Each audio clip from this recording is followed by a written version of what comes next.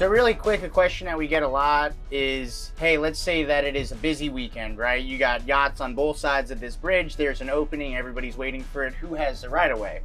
Well, it's going to be the vessel that has more control, and that vessel is going to be the one that has the tide on its bow. So right now, we have a tide that's running pretty hard to our stern through the bridge. We don't have as much control as we'd like to, so we would go through first.